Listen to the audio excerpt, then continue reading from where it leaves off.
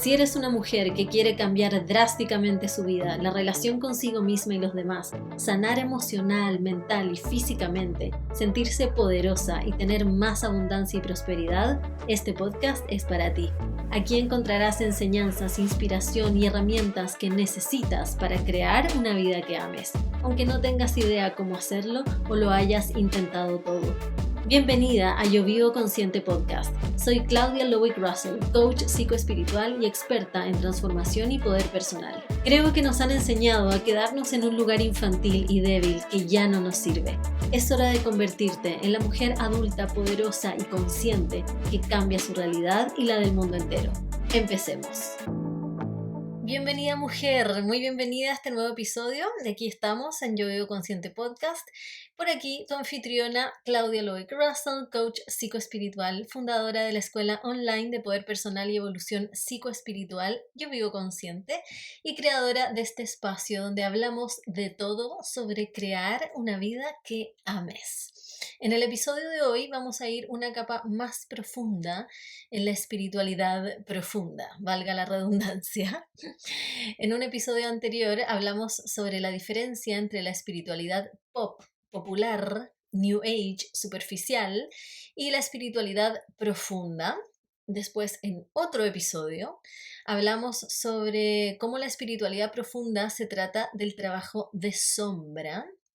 Y hoy vamos a hablar sobre un aspecto del trabajo de sombra que es la niña herida y de la necesidad de que todas las mujeres del mundo nos llevemos a salir de ese lugar y pasar a la adultez, a convertirnos en la mujer adulta que somos en esencia, porque nos guste reconocerlo o no.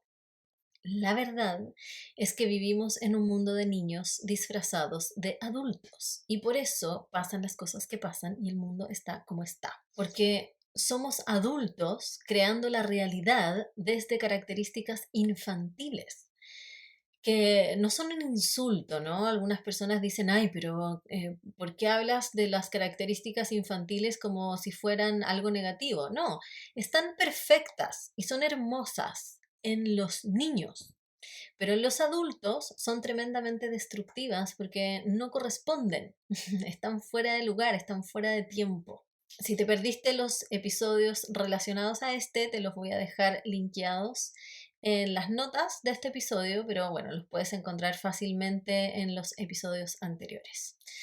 Ahora, estos conceptos que se manejan en la espiritualidad, como el de la niña herida, empiezan a perder sentido una vez que se masifican. Se habla tanto de ellos, pero de una manera tan superficial que pierden profundidad, pasan a ser como un cliché.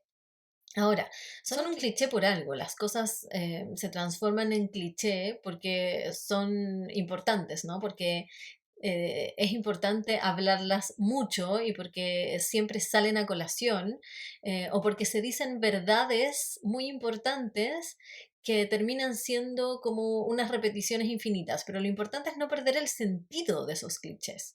Me pasa igual con los chakras, por ejemplo y la kundalini, que la gran mayoría de las personas en realidad no tiene idea qué son realmente, lo profundo que son estos conceptos. Terminan siendo conceptos muy en el aire y como que hay alinea los chakras y no sé, como que se habla con un nivel de soltura de estos conceptos y nadie percibe realmente la potencia que tienen. Quizás algún día hablemos de lo importante que son realmente los chakras porque no son esta cosa así súper espiritual que habla la gente así como que tan livianamente.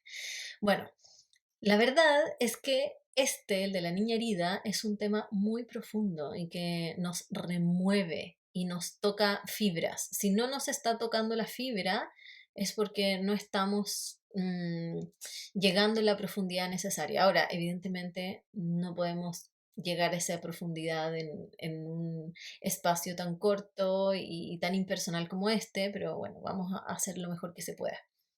Lo que sí me gustaría es que te fueras de este episodio con la comprensión del verdadero nivel de importancia que tiene el trabajo de niña interna y su verdadera dimensión.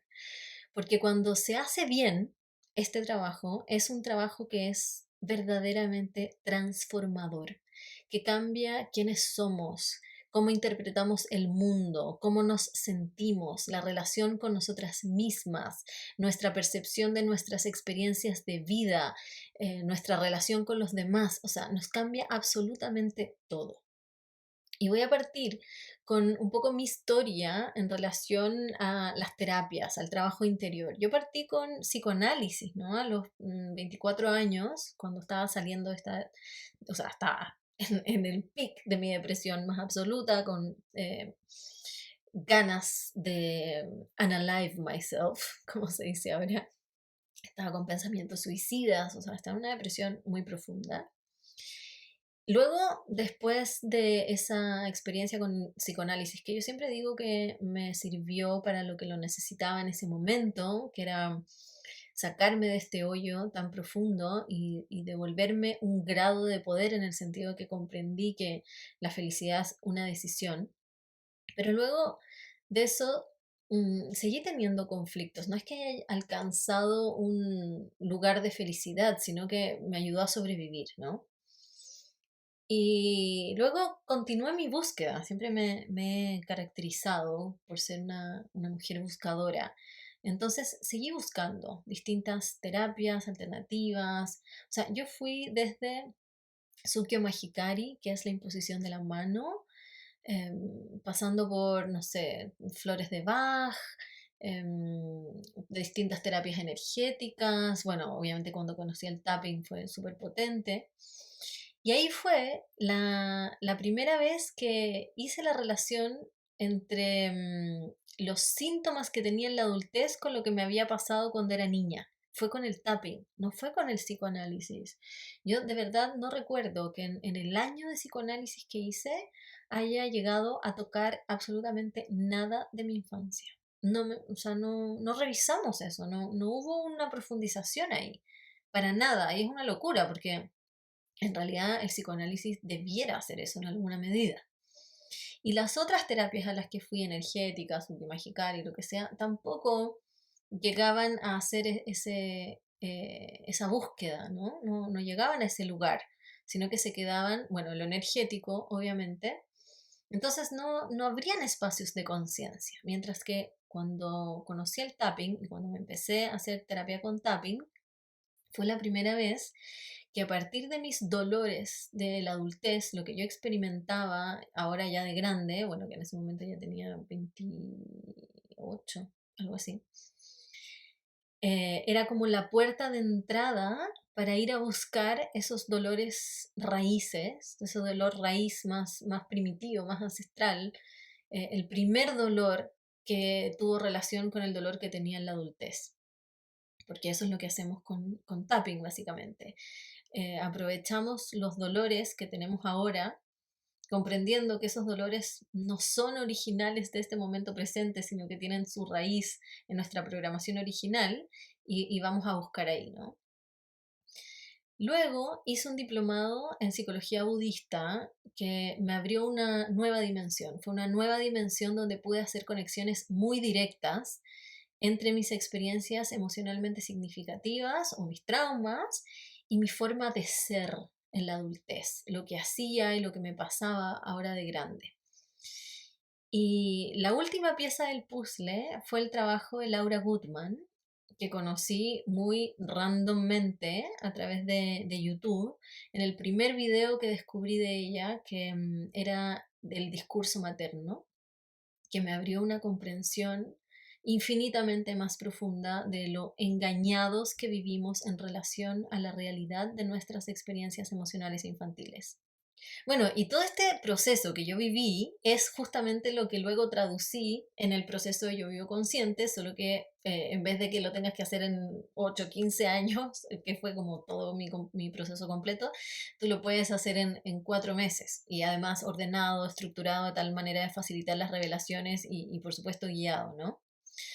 Entonces, bueno, antes de hacer todo este trabajo, de profundizar en mí, en este aspecto de mi inconsciente, que es la niñería, tenía distintas experiencias que me llamaban la atención, pero nunca podía entender. Por ejemplo, me pasaba con los niños que sentían mucho rechazo, mucha desconexión, incluso incomodidad en presencia de niños. Y cuando hice este trabajo se me abrió una nueva dimensión de relacionarme con los niños. Fue muy loco porque además justo en ese momento, hace casi 8 años atrás, la vida me regaló a Rafa, a mi sobrino, a Rafael. Y, y bueno, yo ya estaba avanzada en este proceso porque fue hace 6 años cuando él tenía 2 que empezamos a generar una conexión. Yo por primera vez en mi vida me pude sentir conectada a un niño, ¿no?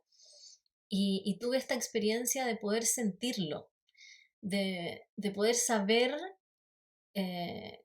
como, ¿cómo se dice? Intuitivamente qué necesitaba, qué necesitaba él y qué tenía que darle yo para que él estuviera bien sin que él me lo tuviera que pedir o me lo tuviera que decir, que no podía porque tenía 2 años, ¿no? Además me enseñó a jugar, pude conectar con esa dimensión más lúdica, más desestructurada, más libre. Y también me empezó a ocurrir un sentimiento de profunda compasión por los niños. Naturalmente, me nace una misión de cuidar a los niños y satisfacer sus necesidades, ¿no? Pueden ser niños X que yo ni siquiera conozca, que están a mi alrededor, pero tengo esta necesidad de estar pendiente de sus necesidades y poder ser un elemento de protección, de seguridad, de calma, de amor para ellos, ¿no? Mostrarles que son vistos, que son importantes, darles ese espacio. Lo que pude hacer fue empezar a mirar desde la perspectiva de la niña que fui y por lo tanto desde la perspectiva de ser niña, de ser niño. Y desde ahí se ve muy claro esto que se dice que vivimos en una cultura adultocentrista, que parece algo como muy ambiguo, poco claro, como ¿qué es esto adultocentrista? Pero en realidad es muy concreto y muy evidente. Significa que el centro de la cultura es el adulto. Las necesidades que se priorizan son las del adulto, los gustos, los deseos, el estilo de vida. Y todos los niños son como adornos que están girando alrededor de los adultos que tienen que adaptarse como pueden a un mundo de adultos que no tiene nada que ver con ellos, que no está creado, adaptado ni acomodado a sus necesidades biológicas ni psíquicas que son particulares de los niños. El mundo está adaptado, adecuado a las necesidades biológicas y psíquicas de los adultos, y bueno, pero más a la de los adultos que a la de los niños. O sea, los niños tienen que arreglárselas y sobrevivir. Todos tuvimos que no puedo hablar hoy día. Todos tuvimos que arreglárnoslas como pudimos cuando éramos niños. O el 99% al menos, 99,9%. O sea, hay un 0,1% de niños súper privilegiados que tuvieron padres adultos que los pusieron, padres adultos conscientes que los pusieron al centro de su mundo. Incluso los adultos promueven este discurso, que lo correcto es que los niños se adapten a su estilo de vida, a lo que hacen, a sus ritmos. Y tienes ahí, por ejemplo, a niños de meses o 2 años durmiendo en sillones o en una cama de un desconocido a las 12 de la noche para que los papás puedan carretear, por ejemplo, puedan salir de fiesta. Eh, Mis papás contaban la historia de que ellos se iban de fiesta de Año Nuevo y que mi hermano chiquitito de 4 años se ponía a dormir debajo de la mesa y lo cuentan como una anécdota súper tierna de lo bien portado que era mi hermano, sin darse cuenta del nivel de abandono en el que estaba ese niño. Y no es un juicio, ¿ah? Por supuesto que no hay maldad o intención de dañar a esos niños. Entiendo que eso es lo que se enseña como lo cool. Incluso se puede creer que eso es de ser buena onda con los niños, como los papás relajados que los dejan libres y hacer lo que quieran y acostarse tarde. Pero la verdad es que en ese escenario nadie se está preguntando qué es lo que realmente necesita este niño, físicamente, emocionalmente. Nadie está poniendo en primer lugar la necesidad del niño. Porque primero no tenemos puta idea cuáles son las necesidades de los niños, desde la perspectiva de su biología y desde la perspectiva de su sensibilidad emocional, que es totalmente diferente a la de un adulto. Entonces, proyectamos las necesidades que tenemos como adultos al niño. Entonces, en realidad, siempre nos estamos satisfaciendo a nosotros mismos. Una vez escuché un episodio de un podcast que me voló la cabeza. Era una mina diciendo que su hijo había entrado, porque ella estaba contando la historia de que ella tenía a su guagua de 1 año, 2 años en un jardín hasta las 6 de la tarde y que su mamá le había cuestionado por esa decisión, ¿no? Le había dicho como, o sea, ¿tanto tienes que liberarte de este niño? Y, y ella le había respondido que su hijo, que no, lo que ella le respondió es que ella no entró a la vida de su hijo, sino que su hijo entró a su vida. Entonces que ese hijo tenía que adaptarse a su vida y no al revés.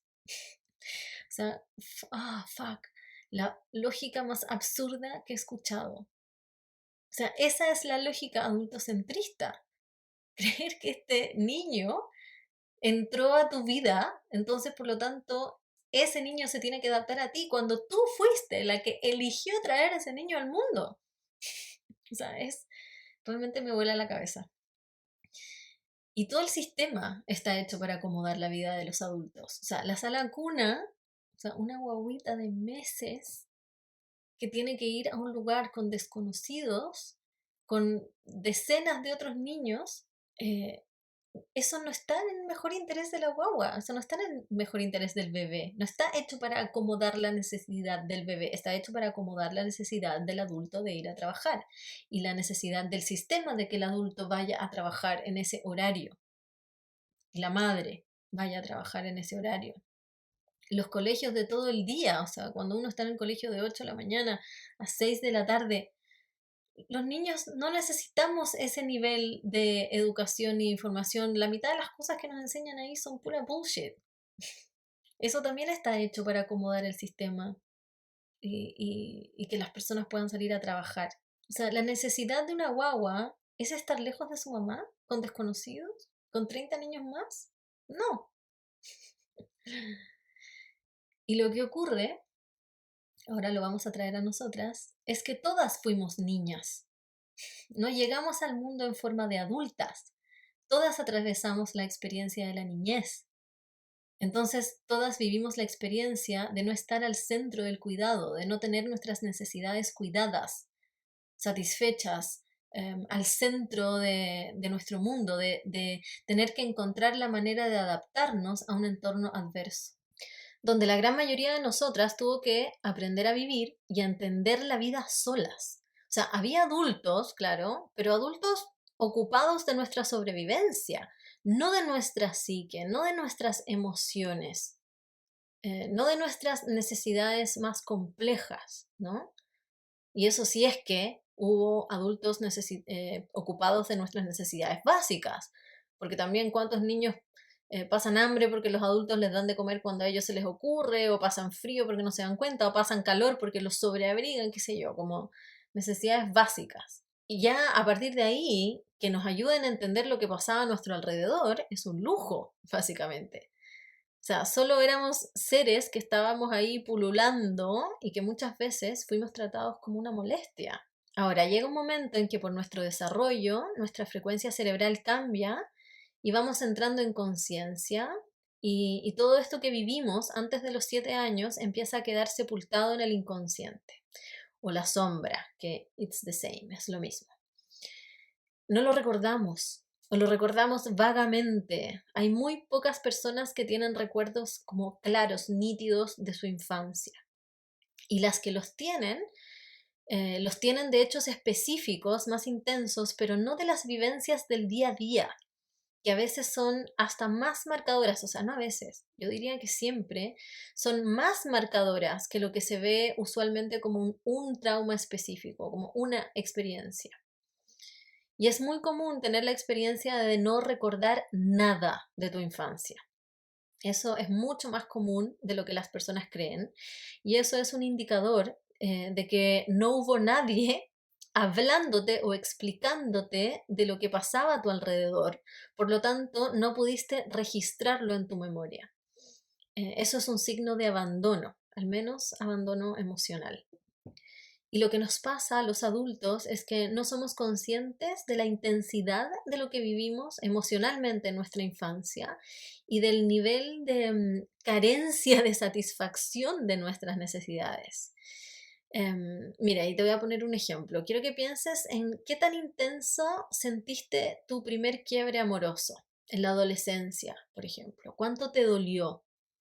¿Cuán intenso fue, cuán fuerte fue, cuán doloroso, cuánto pensaste que eso te iba a doler para siempre, que era algo terrible, dramático, satánico, o sea, que nunca lo ibas a poder superar? Fuerte, ¿no? Fue muy intenso ese dolor, el primer quiebre. Ahora, ¿qué pasa si lo comparas con la quinta vez que terminaste una relación, ya más adulta? Ya no dolía tanto, ¿no? Sí, podía ser doloroso, sentíamos tristeza, obviamente, pero ya estaba esta comprensión de que no iba a ser la última vez, de que no te estabas muriendo, de que no te ibas a morir, de que se te iba a pasar, ¿no? Con la edad, las experiencias emocionales son cada vez menos intensas. Entonces ahora quiero que hagas el ejercicio al revés. Para atrás, las experiencias emocionales son cada vez más intensas. Entonces, imagínate cómo eran a los 2, 3 años, incluso meses, si es que tu experiencia emocional fue así de intensa en la adolescencia, cómo fue en tu infancia, si es que ahí estaba elevada por 1000. Algo que ahora no produciría nada, a esa edad puede ser una experiencia emocional muy fuerte. Entonces, como no recordamos nuestra experiencia infantil, como no dimensionamos nuestros dolores, lo que sentíamos, nuestra sensibilidad, nuestras necesidades, lo que hacemos es que llegamos a la adultez y empezamos a repetir el discurso de la visión del adulto que nos fue transmitida en algún momento, que los niños son manipuladores, que un bebé recién nacido que llora te está manipulando, que son caprichos, que un buen niño es un niño tranquilo, como una foto, que portarse bien significa que hace lo que yo quiero, cuando quiero, como yo quiero, inmediatamente apenas se lo digo, que un niño bien educado tiene que saludar a todo el mundo, dejarse tocar, dejarse besar. Empezamos a hablar de que los niños son exagerados o alaracos, juzgamos sus reacciones emocionales, los criticamos porque no son capaces de regularse. Entonces, lo primero que te voy a decir es que si piensas cualquiera de esas cosas es porque no has hecho trabajo de niña interna, es porque no has conectado con esa dimensión de ti, no has profundizado en ti y no has hecho el verdadero trabajo interior. Porque si lo hubieras hecho, sabrías que todo eso es fucking mentira, es una bullshit. Entonces, ¿qué es la niña interna? Es un aspecto de nuestra psique, una parte de nosotras, una parte de nuestra sombra, una parte de nuestro inconsciente. Y en esa parte es donde están almacenados todos los recuerdos, sensaciones, percepciones, pensamientos, historias, todo lo que vivimos desde el vientre a los 7 años, sí, hasta los 7 años. Y esto es súper complejo de dimensionar porque es mucho, es un montón. O sea, la niña interna recuerda todo. Es este aspecto subconsciente que todo lo sabe, todo lo recuerda, todo lo siente. Y cuando todo esto está cargado de trauma, de emociones reprimidas, de dolores, de creencias limitantes, miedos, entonces hablamos de la niña herida. Ahí es cuando esa parte de nosotras está herida, ese aspecto está herido. Y aquí muchas veces cuando se habla de trauma, las personas tienden a pensar, pero yo no viví ningún trauma, o sea, a mí no me violaron, yo, no sé, crecí con mis dos papás, siempre tuve que comer, no tuve accidentes, no tuve enfermedad, no sé, no me pegaron combos, quizás, no sé, sí te golpearon pero leve, entonces creen que no tienen traumas.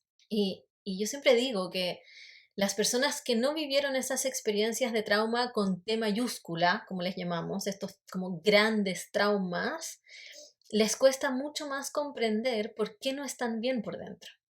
Entonces se demoran más en llegar al trabajo interior y en poder sacarse el velo de la infancia perfecta.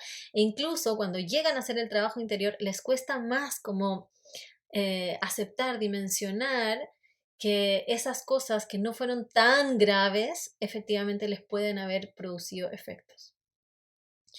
Y por eso quiero que recuerden que los niños sienten elevado a 1000, a 1.000.000, a infinito.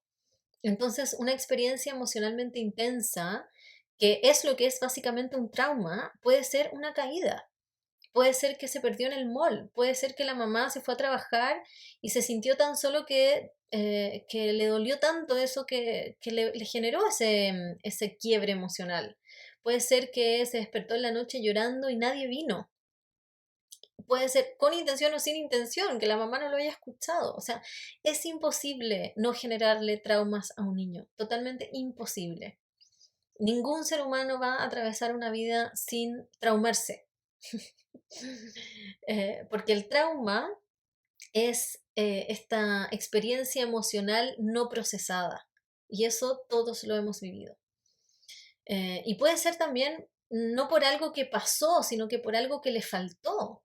Por ejemplo, no tuvo contención, no tuvo, no sé, cariño físico, no recibió el mensaje de ser deseado. Y todo esto es lo normal. Entonces creemos que es lo correcto, lo que está bien, lo normal. Y como es normal, no tiene que significar ningún daño para nadie. Y ahora, ojo, con esto no quiero juzgar a ningún adulto, solo que entendamos que el niño puede experimentar esas experiencias como muy traumáticas porque no conoce de dimensiones. Entonces vamos a partir de esa base. Todas tenemos traumas infantiles y la intensidad del trauma no tiene que ver con el hecho, sino que con cómo lo sintió el niño o la niña, con cómo lo interpretó. Y también está muy marcado por el contexto general, el ambiente cotidiano. O sea, es muy diferente un niño que vive una experiencia emocional muy fuerte, como, no sé, una enfermedad, una caída, pero que el resto de su vida está visto, está haciendo contenido, le están diciendo que lo aman, a un niño que quizás nunca vivió ninguna violación, ningún accidente, ninguna enfermedad, pero en el día a día lo ignoran, lo tratan como una molestia, no lo tocan, no le hacen cariño, no lo abrazan, no le preguntan cómo está. Entonces el contexto importa. Entonces, de los 0 a los 7 aprendemos todo, aprendemos cómo funciona el mundo, llegamos al mundo y no tenemos idea de nada, tenemos que entender esto, los niños no saben nada, o sea, tienen que aprenderlo todo. Tenemos que aprender qué significa todo para poder sobrevivir. Entonces estamos programados para que en este periodo de nuestra vida seamos como esponjas. Todo lo que se nos dice, sobre todo de adultos que reconocemos como autoridad, lo asumimos como verdad. O sea, no hay cuestionamiento. Por favor, quiero que observen a los niños, cómo preguntan todo. Yo veo mucho a mis sobrinos que todo me lo preguntan y yo lo que les respondo, ellos lo aceptan. Ok, me dicen, o sea, lo asumen inmediatamente como una verdad absoluta. Y si es que no hay nadie diciéndoles qué significan las cosas, bueno, los niños hacen interpretaciones como pueden y eso es lo que asumen como la verdad. Esta parte de nuestra mente subconsciente de la niña herida es la más grande, porque después aparece el filtro de la conciencia, alrededor de los 7, 8 años, entonces entran cada vez menos cosas, menos material psíquico a nuestro inconsciente. Entra igual, pero mucho menos. Mientras que del vientre a los 7 años todo entra, absolutamente todo. O sea, es como una cascada de cosas que entra y que ahí se queda, ¿no? Y si lo que dijimos en el episodio anterior, que la mente subconsciente es lo que guía nuestras acciones y la niña herida es la mayor parte del subconsciente, entonces es la niña herida la que está guiando nuestra conducta. Por lo tanto, la que determina nuestros resultados, nuestra realidad. ¿Cómo saber si estás viviendo desde la niña herida? Te voy a dar algunos indicadores generales. Uno, las pataletas de adultos. Cuando los adultos no son capaces de gestionar sus emociones, cuando son tomados por sus emociones, pierden el control y actúan manejados por ellas, eso es una pataleta de adulto. Esos gritos, esos escándalos, estos desbordes, no sé, la vía pública, por ejemplo, esta gente que se enchucha en el supermercado y putea, o esto como traffic rage, como la gente que se emputa en la calle y le grita al conductor o se baja, las peleas, todo eso es un signo de que es un adulto que no está en su adulto, sino que está viviendo desde su niño. Cuando buscamos líderes o cuidadores que nos digan qué hacer, cómo hacerlo, siempre estoy buscando alguna autoridad que dirija mi vida. No confío en mi criterio o no quiero hacer mi propia investigación. Y esto pasa en el trabajo, cuando estoy pendiente siempre de que alguien me diga qué tengo que hacer, cómo tengo que hacerlo, que otro asuma las responsabilidades por mí. Socialmente pasa cuando le queremos dar nuestro poder o nuestra, como nuestra, la responsabilidad de la protección de nuestra vida a las autoridades, no sé, al presidente, al no sé quién del municipio, no sé, como que cuando esta gente que vive como muy bajo el paraguas de los expertos, de los líderes, de las autoridades, ¿no? Que nunca es capaz de asumir su propia responsabilidad sobre su vida. O en la pareja, las personas que tratan a la pareja como padre, como que el otro es su papá o su mamá y la tiene que andar cuidando. La incapacidad de postergar gratificación. Eso es un indicador de un subdesarrollo de la corteza prefrontal, que es característica de los niños, y ocurre cuando somos incapaces de ver con perspectiva nuestro bien más elevado y estamos muy atrapadas en el placer inmediato y superficial. Es decir, no podemos tomar decisiones por nuestro bien mayor a mediano plazo y estamos tomando decisiones por el placer que quiero ahora. O sea, me tengo que comer el dulce ahora en vez de comerme la ensalada ahora y dejar el dulce para el fin de semana, ¿no? Porque eso es lo que hace la madre con el niño. O sea, le dice al niño, no, no puedes comerte el postre ahora, tienes que comerte tu comida y después el postre, o no puedes comer helado todos los días, lo vas a comer el fin de semana. El niño es el que quiere la gratificación, el dulce, el placer todo el tiempo inmediato, ahora ya, y no es capaz de funcionar desde su bien más elevado, ¿no? No se está maternando, no se está paternando. Las personas que tienen muchas mañas con la alimentación, como no, yo no como verduras, o querer comer dulce todos los días, o yo no como fruta, o yo no como esto, eso es muy particular de los niños, que además es como una forma en que el niño aprendió a recibir atención, por lo tanto la arrastra a la adultez, sin darse cuenta, obviamente, sigue con este mecanismo de sobrevivencia hacia la adultez. La dependencia emocional, o sea, los niños somos esencialmente dependientes emocionales de nuestra madre principalmente, porque si mi mamá no me quiere, no me alimenta, y si mi mamá no me alimenta, no sobrevivo. Entonces, tendemos a querer complacer y estar como en el buen lado de mamá para que me mantenga vivo, ¿no? Y eso es algo natural, algo de sobrevivencia, que luego se refuerza socialmente y culturalmente. Y cuando no hacemos esa transición de la infancia a la adultez, traemos ese aspecto a la adultez y seguimos generando esta dependencia emocional con nuestros amigos, nuestras parejas, en el fondo con nuestras relaciones sociales. Estar siempre en el deber, en el fondo está en este sentimiento de la obligación de la vida, como que todo me lo imponen, todo me dicen qué es lo que tengo que hacer y nada es una elección personal. Y eso es lo que ocurre en nuestra infancia, cuando niños básicamente hacemos lo que nos dicen nuestros padres. Siempre tenemos que hacer lo que debemos hacer, lo que nos dicen que es mejor para nosotros, ¿no? Y muy pocas veces tenemos la capacidad o la posibilidad de elegir. Eh, entonces, cuando el adulto vive así sin reconocer su capacidad inherente de tomar decisiones y de elegir su propia vida, sobre su propia vida y cada aspecto de su vida, y vive con esta sensación de deber, es porque está en un aspecto infantil de sí mismo.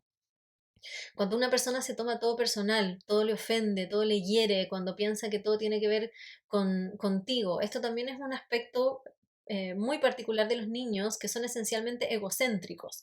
Y no porque sean malos, o sea, este egocentrismo del niño no es un aspecto negativo, es una característica totalmente biológica y natural, porque los niños no saben que hay mundo más allá de ellos. No tienen esta percepción de que existe un mundo gigante, enorme, con millones y millones de personas. Ellos se sienten a sí mismos y su entorno y no ven más allá. Por lo tanto, creen que todo tiene que ver con ellos. Cuando papá o mamá llega enojada del trabajo, el niño no entiende que en el trabajo hay una compañera desagradable que le saca los choros del canasto a la mamá y la hace enojar, o no entiende que a los papás lo pueden despedir y pueden tener problemas de plata y por eso están con ese humor. El niño cree que si mamá está enojada es por él o ella, porque no hay nada más, no hay ninguna otra razón, no hay ningún otro elemento que pueda considerar. Entonces, por eso son esencialmente egocéntricos. Y eso es lo que muchos adultos traen a la adultez. Creen que todo lo que pasa a su alrededor tiene que ver con ellos, que todo lo que hace el resto es para cagarlos, para ofenderlos, para herirlos o para hacerles algo, que todo el mundo está hablando de ellos o pensando en ellos y haciendo todo en relación a ellos, lo que está completamente 100% alejado de la realidad.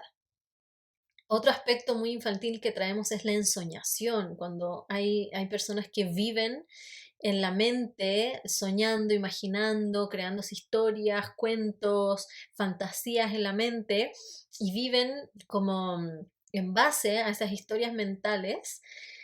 Básicamente lo que hacen es alargar, porque eso es un estado muy particular de los niños. Los niños viven en un estado medio hipnótico por su frecuencia cerebral, básicamente. Entonces tienden a esta ensoñación, que está perfecta en los niños. El problema es cuando la arrastramos a la adultez.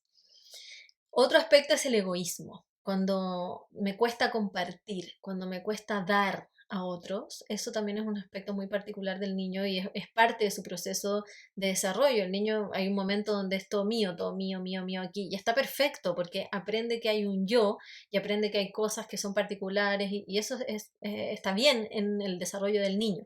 El problema es cuando no somos capaces de trascender esa etapa y la traemos a la adultez y tengo mucho sufrimiento y mucho dolor en la entrega, en dar, en compartir, cuando soy adulto.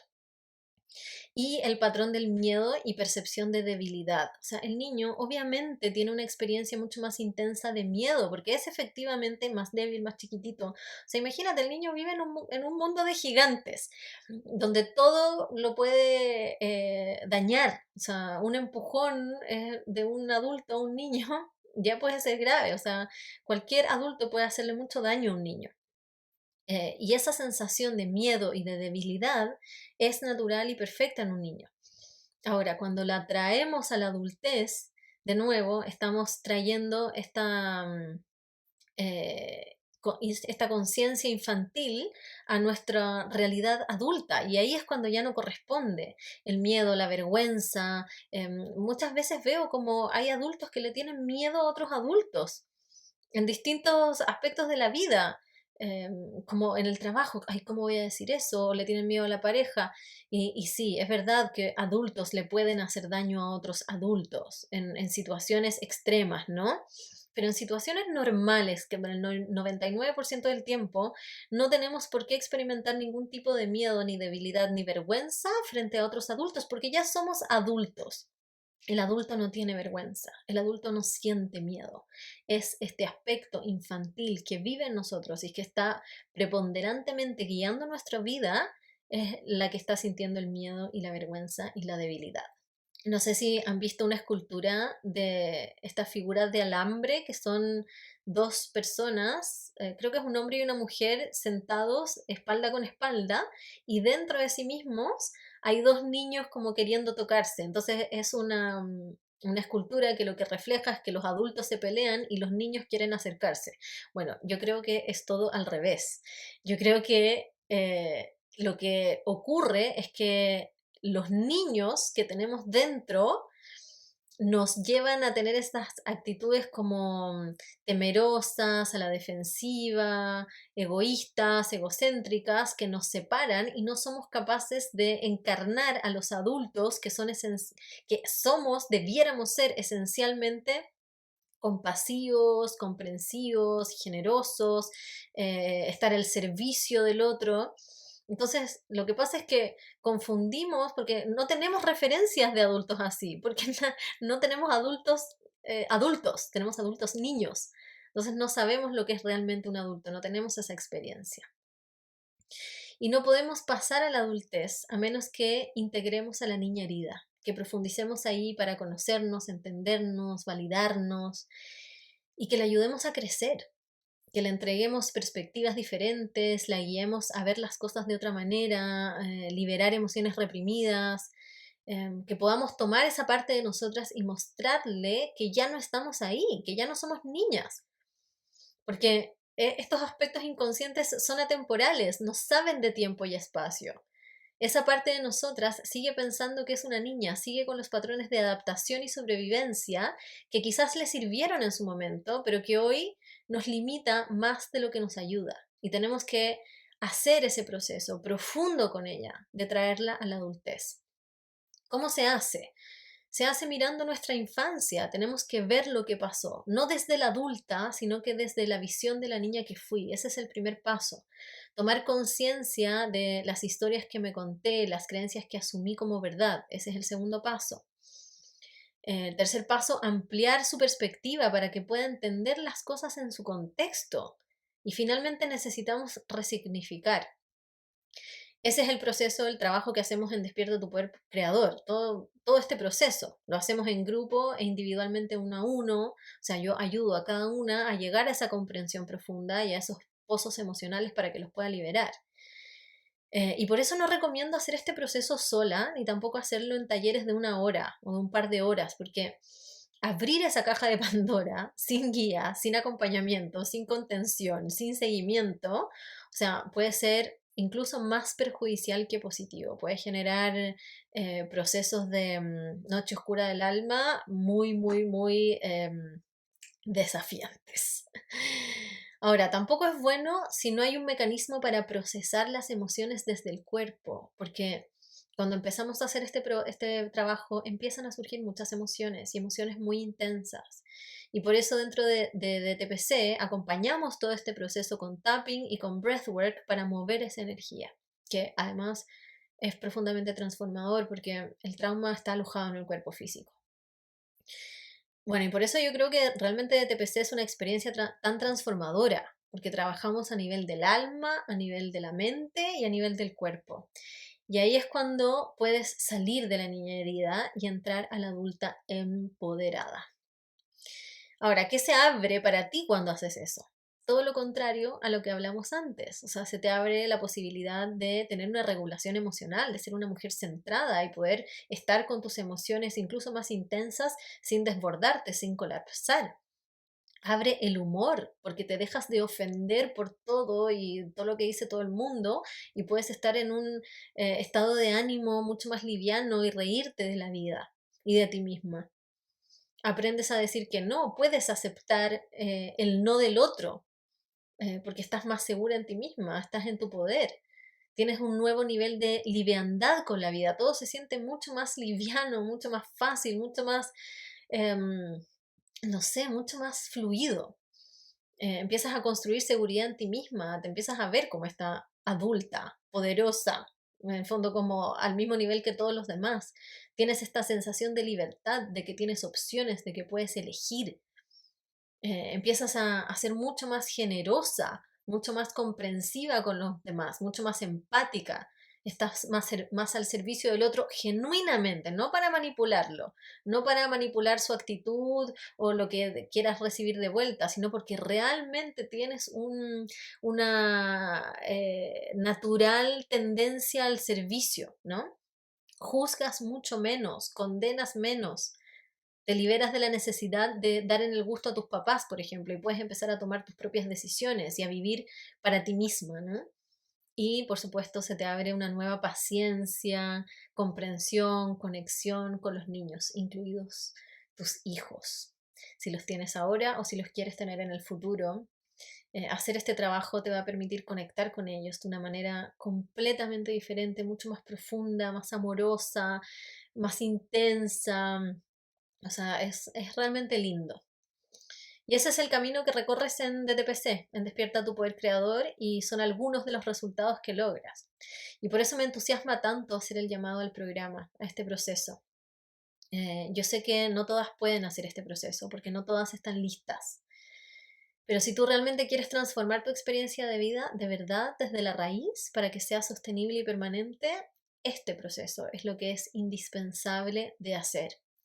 Porque lo que no estás cambiando, lo estás eligiendo. Así que elige salir de ahí. Puedes elegir quedarte en la niña herida o pasar a tu mujer adulta, empoderada, segura, feliz. Y si es lo segundo, entonces, bueno, obviamente te espero en DTPC. Si es que es el camino que eliges para ti, lo puedes hacer de otras maneras. Absolutamente que sí. Tienes que buscar la que resuene en tu corazón. Bueno, ahora DTPC está con las inscripciones cerradas, pero puedes anotarte en la lista de espera. Hay solamente 10 cupos para el próximo ciclo que empieza en septiembre. En agosto se abren las inscripciones. Así que bueno, este es el episodio de hoy. Si es que te queda alguna duda, cualquier pregunta, algún comentario, lo que sea, mándame un DM por Instagram o mándame un correo a hola@yovivoconsciente.cl. Y te recuerdo la campaña de influencer de Yo Vivo Consciente Podcast. Si es que compartes en redes sociales o por WhatsApp los 4 capítulos de este mes, obviamente con amor, con pasión, recomendándolo, diciendo por qué te gustó, por qué lo recomiendas, qué es lo bueno que encuentras aquí, qué es lo que te llegó, entonces te llevas de regalo el proceso psicoespiritual iniciático Desafío Yo Vivo Consciente, 21 días para revolucionar tu vida, que es realmente un proceso hiper profundo y transformador. Así que no pierdas esta oportunidad de contribuir a que más personas puedan llegar a este mensaje, de que más personas puedan tener estas revelaciones que seguramente tú estás teniendo, que más personas se encaminen a crear una vida que amen desde este trabajo más profundo y ya no desde la espiritualidad pop. Y además la oportunidad de hacer este proceso tan transformador que es el Desafío Yo Vivo Consciente totalmente sin ningún costo para vos. Eso es todo por hoy. Muchas gracias por estar. Si amaste lo que acabas de escuchar, crees que esto tiene que llegar a más personas y quieres que siga publicando nuevos episodios, entonces recuerda dejar un review en la app que más ocupes. Si aún no me sigues en redes sociales, ven a encontrar aún más inspiración en Instagram o TikTok siguiéndome en @yovivoconsciente o visitando mi sitio web yovivoconsciente.cl. Muchas gracias por estar del otro lado, te valoro infinitamente y espero que después de este episodio estés un paso más cerca de crear una vida que ames. Te espero en el siguiente.